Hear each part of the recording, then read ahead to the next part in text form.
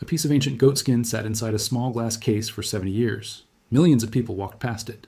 Scholars studied every letter written on its surface. Nobody thought to ask what the skin itself was hiding. And then a team of scientists asked exactly that question, and the answer they found did not just add a footnote to history, it knocked over one of the most trusted theories in modern archaeology. This is the story of the Dead Sea Scrolls and the strange new science that is quietly rewriting everything we thought we knew about them. Let's start at the beginning, because the beginning of this story is almost too dramatic. Nobody could have predicted what came next. Word spread. Archaeologists rushed in. Over the following decade, they searched cave after cave along the same stretch of cliffs near a ruined settlement called Qumran. By the time the digging was finished, 11 caves had given up their secrets. Together they held the remains of roughly 900 separate manuscripts, torn into something close to 25,000 fragments. Some pieces were long and intact. Many were smaller than a fingernail. What made this discovery so extraordinary was not just the age of the material, it was what was written on it. These fragments included the earliest known copies of large sections of the Hebrew Bible, books like Isaiah, Genesis, and the Psalms, copied out more than 2,000 years ago. Before this find, the oldest complete Hebrew biblical manuscripts scholars had access to were roughly 1,000 years old. Suddenly, that gap in history shrank by a millennium overnight, but age was only part of what made these scrolls so important. They came from a period of enormous religious upheaval, the centuries just before and after the birth of Jesus, when the Second Temple still stood in Jerusalem and Judaism itself had not yet settled into a single accepted form. Multiple groups disagreed about the law, about the priesthood, about what Scripture even said, because no single standard version of the biblical text existed yet. The scrolls were a snapshot of that unsettled, argumentative world, frozen in place at the exact moment before Rome crushed the Jewish revolt and burned Jerusalem to the ground in the year 70. Naturally, everyone wanted to know the same thing. Who wrote these? Who buried them in the desert, and why? Before we get to the answer that stuck, it helps to understand why the discovery caused such an immediate stir among historians in the first place. Up until 1947, our knowledge of the Hebrew Bible's early text rested almost entirely on manuscripts copied by medieval scribes centuries after the events they described. Those medieval copies were careful, professional, and remarkably consistent with each other, but scholars had no direct way to check them against anything older. The Dead Sea Scrolls changed that overnight. Suddenly there was a way to look back across 1,000 additional years of copying and transmission and see just how closely, or how loosely, later versions of Scripture actually matched their much earlier ancestors. That alone would have made the find one of the most important in the history of biblical scholarship, even before anyone asked a single question about where the scrolls actually came from. An answer to that second question arrived quickly, and for decades it was treated as settled fact. Ancient writers, including the Roman naturalist Pliny the Elder and the Jewish historian Josephus, had described a strict religious group called the Essenes. According to these old accounts, the Essenes lived apart from mainstream Jewish society, rejected the authority of the Jerusalem priesthood, followed an unusually rigid set of religious laws, and settled in communities near the Dead Sea. Some of the documents found in the caves described exactly that kind of insular, rule-bound religious life. The pieces seemed to click into place perfectly. A community of Essene scribes living at Qumran, spending their days copying sacred texts, hid their entire library in the surrounding caves as Roman legions marched toward them during the revolt. The soldiers came. The community was wiped out or scattered. The scroll sat sealed in darkness for nearly 2,000 years, waiting for a shepherd's stray goat to lead someone to the entrance. It was a wonderful story. It was also, textbooks eventually taught it as though it were beyond question. Museum plaques repeated it. University courses assigned it as established history. For most of the public, and for a good portion of the academic world, the mystery of the Dead Sea Scrolls was considered closed. Except it wasn't. Not really. Because if you looked closely at the collection itself, the tidy Essene story started to strain under its own weight. Here's the problem nobody could fully explain. If these scrolls were the private, carefully guarded library of one small religious community, why did they contain wildly different, sometimes contradictory versions of the exact same biblical books? Why did some manuscripts look like the work of trained professional scribes, while others looked rushed, uneven, almost amateur? Why were there texts among the collection that reflected completely different religious viewpoints, some of which did not match the strict, separatist philosophy the Essenes were supposed to hold? A single, unified religious community with one clear identity does not usually produce a library full of contradictions like that. It was as if someone had opened a family bookshelf and found books belonging to 5 different households, all pushed onto the same shelf. For decades, that contradiction just sat there, unresolved. Scholars debated it, argued about it, wrote entire academic careers around it. But there was no tool available that could settle the argument. Handwriting analysis, ink chemistry, radiocarbon dating, all of it was useful, but none of it could answer the one question that mattered most. Where, specifically, did each individual piece of parchment actually come from? That changed when someone asked a question that sounds almost too simple to matter. What if the parchment could speak for itself? Parchment is not paper. It is treated animal skin, usually taken from sheep, goats, or cattle. Ancient scribes prepared it by soaking raw hides in water, scraping away the hair and fat, stretching the skin tight across a wooden frame, and letting it dry until it became a smooth, durable writing surface. The process transforms the material completely on the outside. But biologically, walking underneath the surface, it is still animal tissue. And animal tissue carries DNA. Under normal conditions, DNA breaks down fast after an animal dies. Heat, moisture, and time destroy it. But the environment around the Dead Sea is one of the driest, harshest places on the planet. Extreme dryness slows down biological decay in a way that few other environments can match. Scientists already knew that incredibly old genetic material had survived in similarly dry, extreme environments elsewhere in the world. So the theoretical possibility was there. The practical problem was something else entirely. You cannot cut into a 2,000-year-old biblical manuscript to take a genetic sample. These are among the most carefully protected documents on Earth. No museum, no conservator, no research institution was ever going to approve slicing into an original scroll fragment just to test a hypothesis. Then researchers noticed something that had been sitting in plain sight the entire time. Decades of handling, conservation work, and transport had caused tiny particles to flake off the edges of the fragments. Microscopic dust. Material so small it had always been treated as background debris, brushed away during cleaning and cataloging. Nobody had thought to look closely at it, because nobody imagined it could contain anything useful. But that dust held traces of collagen, the structural protein found in animal skin.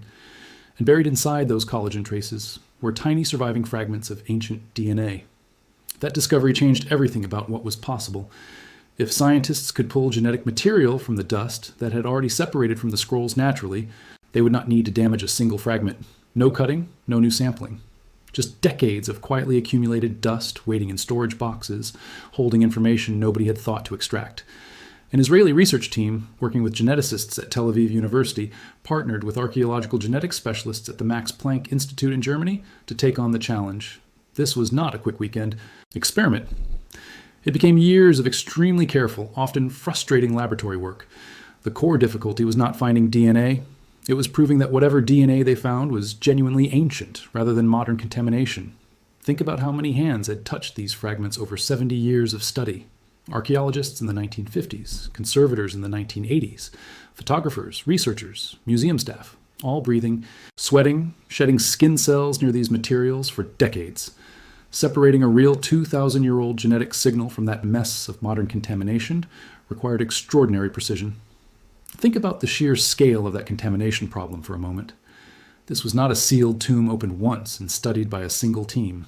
These fragments had been photographed, catalogued, mounted between glass plates, shipped between institutions, displayed in exhibitions, and examined by generation after generation of scholars since the early 1950s. Every one of those interactions left behind trace amounts of modern human DNA, skin cells, sweat, breath, all of it settling onto surfaces that were supposed to remain a pristine 2,000-year-old record. Any laboratory attempting this kind of analysis first had to find a way to see through nearly 70 years of accumulated modern noise before it could even begin to look for anything genuinely ancient underneath it. Fortunately, ancient DNA behaves differently from fresh DNA. Over long periods of time, genetic material accumulates specific, predictable patterns of chemical damage as it slowly breaks down. Modern contamination does not show those same patterns. By checking for this specific kind of decay signature and by repeating extractions multiple times, using different methods to confirm consistent results, the researchers could separate authentic ancient sequences from accidental modern noise. It took years of trial, failure, and refinement before they had a reliable enough method to trust the results. But eventually they did, and the first thing that data confirmed was almost expected. Most of the parchment fragments tested had come from sheep. That made complete sense. Sheep were common, hardy animals well suited to the dry hills around the Dead Sea, and sheepskin was standard material for parchment across the ancient world. The result was reassuring in its ordinariness. It told researchers their method was working correctly. Then came a result that was not ordinary at all. A number of fragments had not come from sheep.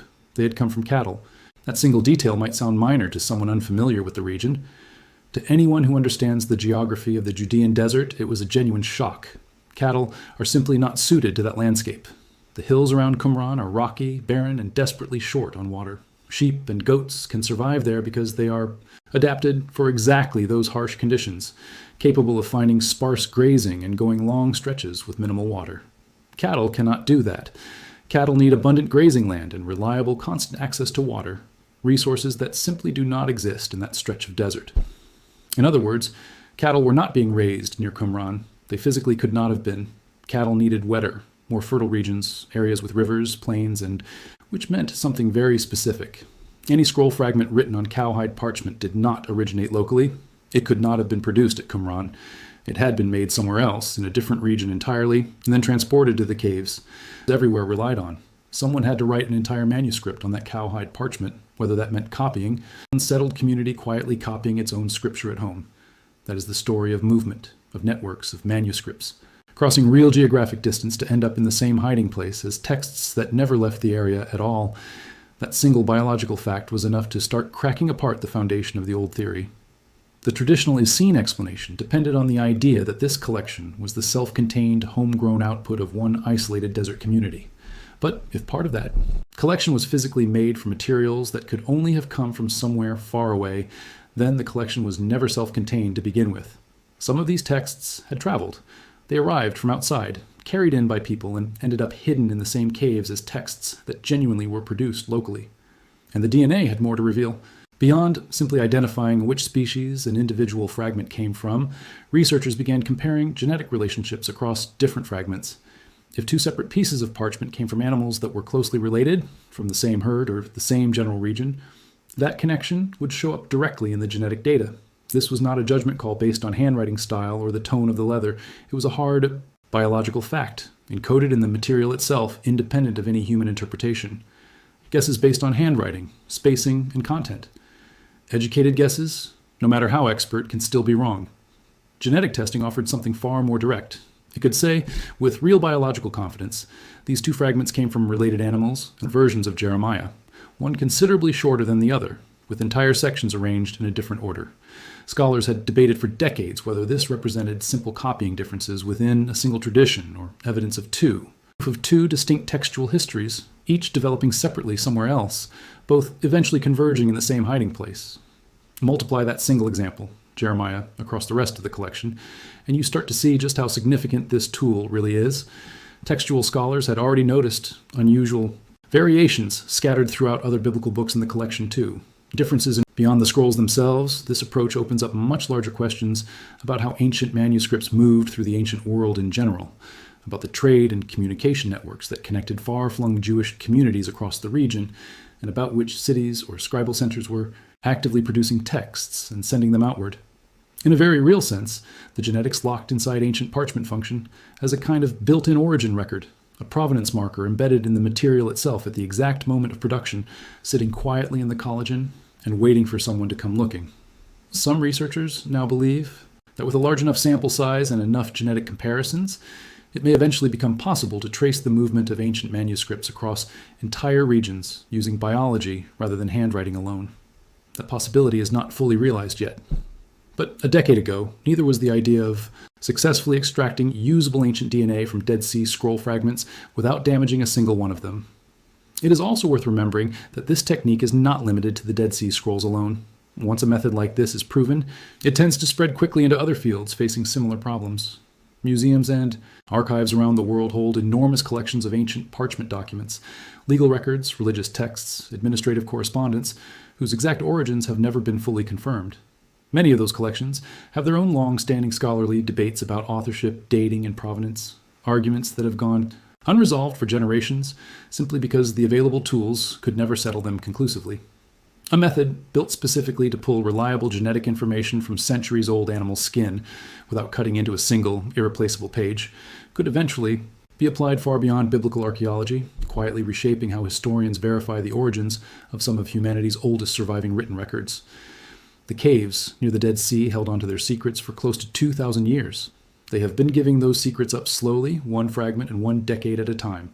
First to the archaeologists who found them, then to the textual scholars who translated them, then to the imaging specialists and conservators who preserved them, and now, finally, to the geneticists who found a way to read a story that had nothing to do with ink at all. Not one community, many communities, not a single unbroken tradition. A living, contested, richly plural religious world scattered across a fractured landscape, hurriedly preserved by people who were staring down catastrophe, sealed away in caves where it would ultimately outlast the entire civilization that produced it. After more than 2,000 years of complete silence, the parchment has finally started telling the whole story. Not just the words carefully written across its surface, but the deeper story written inside it, held in the biological memory of animals that gave their skin for something someone once believed was worth protecting at any cost. History has never really stopped speaking to us. We just keep discovering new ways to listen closely enough to hear it. If a discovery like this, the idea that the most studied documents in human history still had an entire hidden layer no one had ever managed to read, is the kind of thing that keeps you thinking, stick around. There's a lot more of this story still waiting to come out, and when the next piece of it surfaces, you will want to already be here for it.